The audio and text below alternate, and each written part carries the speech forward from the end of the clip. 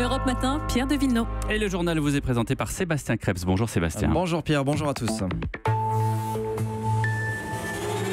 Emmanuel Macron dénonce un lynchage et promet que les coupables seront retrouvés et punis. L'agression très violente de 2 policiers à Champigny-sur-Marne prend une dimension politique. Les autres titres. La contestation ne faiblit pas en Iran. Hier, un policier a été tué dans les affrontements. Cette nuit, 9 morts chez les manifestants. Le régime durcit le ton, arrestation par centaines. Vous entendrez le témoignage de l'un de ses opposants déterminé à continuer la lutte. Les nationalistes prennent le pouvoir en Corse aujourd'hui avec pour la première fois une majorité absolue. Ils investissent la nouvelle collectivité créée sur l'île de Beauté. Comment tenir la promesse de ne plus voir personne dormir dans la rue? Les associations en appellent à ouvrir les bâtiments publics vacants. L'initiative a fonctionné. Nous irons à Tours où l'hôpital a ouvert ses portes aux sans-abri. À suivre également la bonne santé du secteur automobile. Année faste pour les constructeurs français. Et puis les derniers jours de vacances scolaires avant la reprise. Pas toujours évident d'occuper les enfants quand les parents, eux, retournent travailler. Et après votre journal, Sébastien, à 8h15, notre invité sera le ministre de l'Intérieur, Gérard Collomb. Au départ, c'est une soirée de réveillon bondée. Beaucoup trop de monde dans ce hangar de Champigny-sur-Marne près de Paris. Des tensions à l'entrée et 2 policiers appelés pour mettre de l'ordre. Mais cela va tourner au lynchage, tabassage en règle des 2 agents. Une policière se retrouve rouée de coups au sol et la scène est filmée par les téléphones portables puis diffusée sur Internet. Ces vidéos sont aujourd'hui décortiquées. Pierre de Cossette. C'est l'espoir des enquêteurs. Depuis hier, les policiers examinent ces images tournées avec des téléphones portables quelques minutes avant le passage en 2018. Sur une première, une voiture est retournée et matraquée par des jeunes déchaînés après que le hangar trop petit où ils pensaient assister à un concert a été évacué. Sur une deuxième, des garçons qui chantent « Allumez le feu ».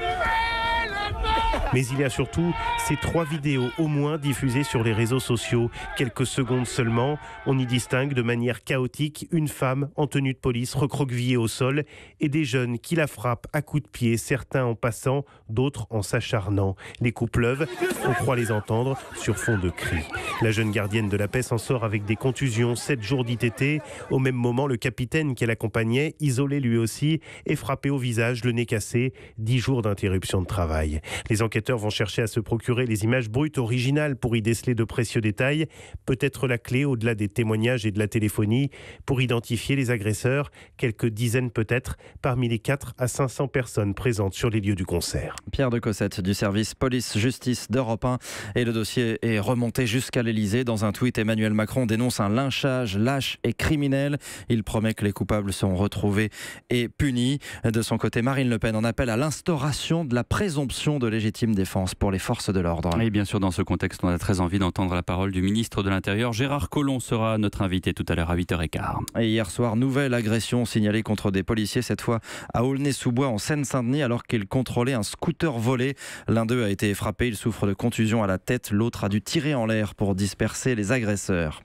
Un témoignage à présent au cœur de la contestation iranienne. Cela fait 5 jours que des manifestants descendent dans les rues contre le régime de Téhéran. Cette nuit, 9 y ont laissé leur vie, ce qui porte le total à 19 morts côté manifestants et un policier a aussi été tué dans les affrontements. Le président Rouhani a durci le ton. Il promet de répondre aux fauteurs de troubles, selon lui minoritaires. Des centaines de personnes ont été arrêtées, mais cela ne semble pas affecter la détermination de l'opposition. Écoutez ce militant joint à Téhéran. Nous avons modifié sa voix pour le rendre anonyme. Le peuple veut la fin de ce régime et il veut s'en débarrasser. Les manifestants disent non aux fondamentalistes. Ils veulent mettre fin à cette histoire. Ce gouvernement ne dépense pas l'argent pour son peuple. Il préfère financer le Hezbollah au Liban. Il préfère dépenser son argent en Syrie pour aider Bachar el-Assad et sa dictature. Nous, ce que nous voulons, c'est la démocratie, la liberté et des élections libres. Le fait que des manifestants aient été tués, ça va nous donner encore plus de courage pour continuer nos manifestations. Tout ça, ce sont de bonnes raisons pour aboutir à une révolution. Alors ce mouvement rappelle les grandes contestations de 2009 à l'époque contre le président Ahmadinejad.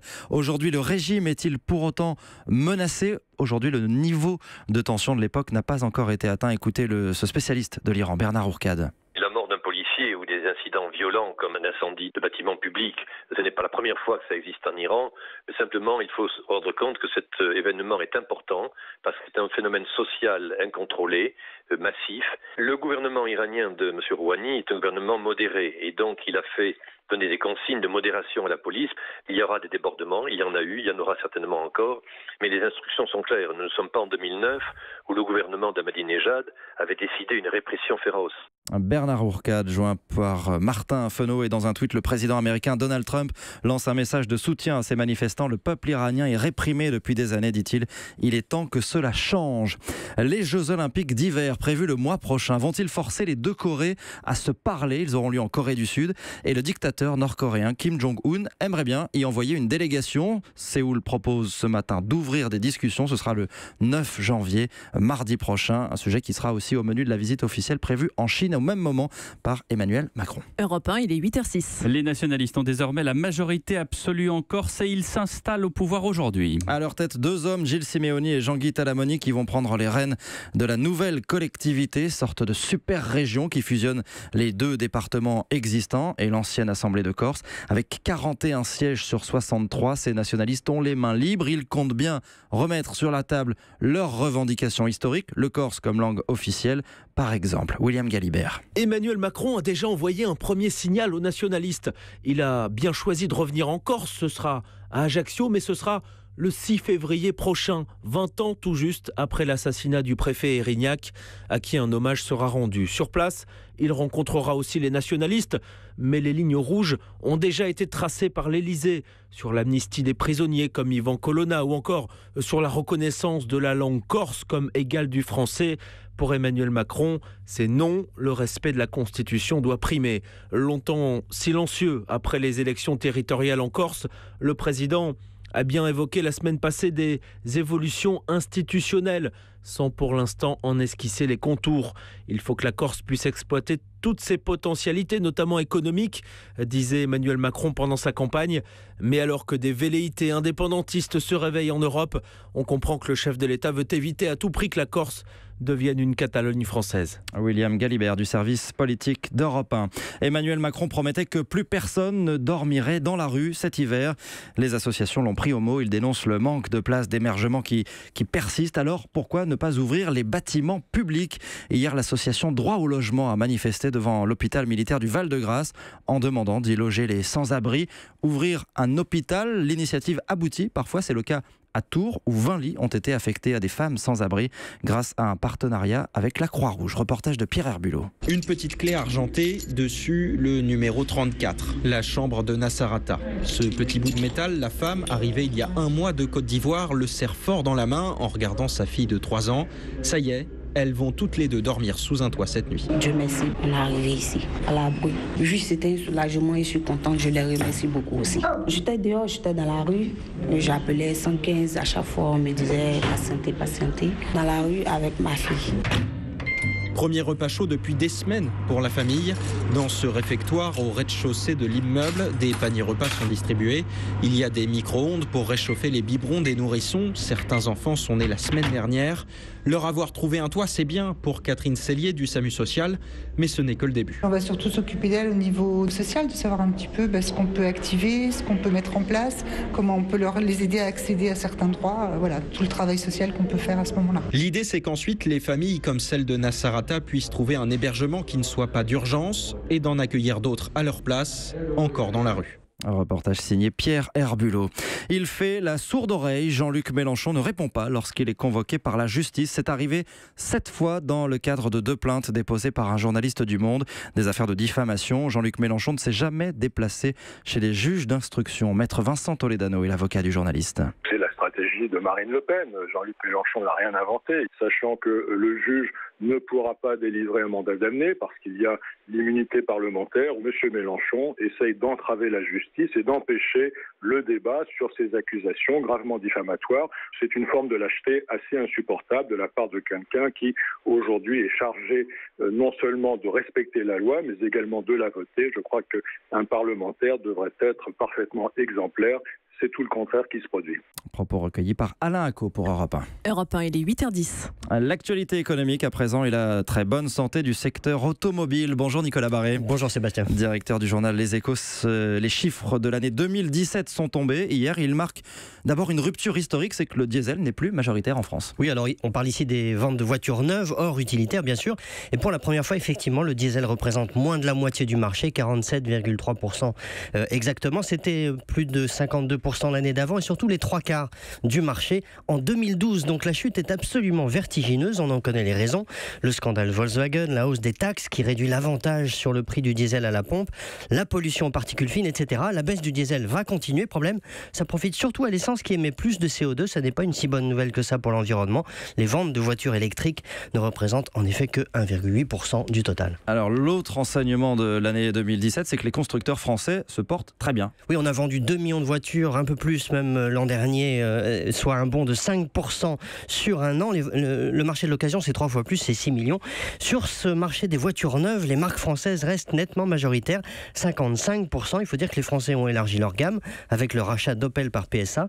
Les 2 modèles les plus vendus restent des petites voitures, la Clio et la 208, mais derrière, on monte vite en gamme avec la 3008 de Peugeot et le Duster de Renault qui surfe sur de très bonnes ventes et va sortir une nouvelle version cette année. Bref, les 2 grands groupes français, PSA et Renault, sont en forme. Bonne nouvelle pour commencer l'année. L'éclairage de Nicolas Barré, directeur du journal Les Échos. La tempête Carmen s'éloigne enfin de la France. Les alertes ont été levées, à l'exception de la Gironde, toujours soumise à des risques d'inondation. Mais cette nuit, 11 000 foyers ont dû quand même se passer d'électricité. Au plus fort de la tempête, ils étaient 65 000 hier.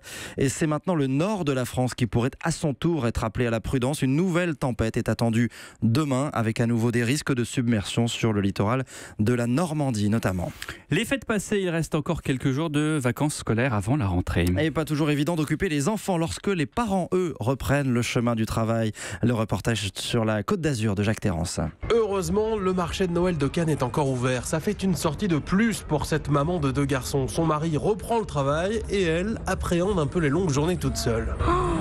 C'est dur avec 2 enfants qui sont agités. Toute la journée, c'est la bagarre entre eux. C'est pour ça que j'ai acheté la pâte à modeler. On fait des ateliers, des gâteaux. Je les occupe, mais c'est dur. C'est parti, c'est la dernière. Au milieu de la fête foraine du Vieux-Port, Émilie et Balthazar, eux, ont été expédiés par leurs parents depuis Lyon, chez Papy et Mamie à Cannes. Ils enchaînent les attractions et là, c'est stand de tir. C'était une journée surprise parce qu'en fait, on avait eu des bonnes notes à l'école. Et ça se passe bien la fête foraine? Ça vous plaît?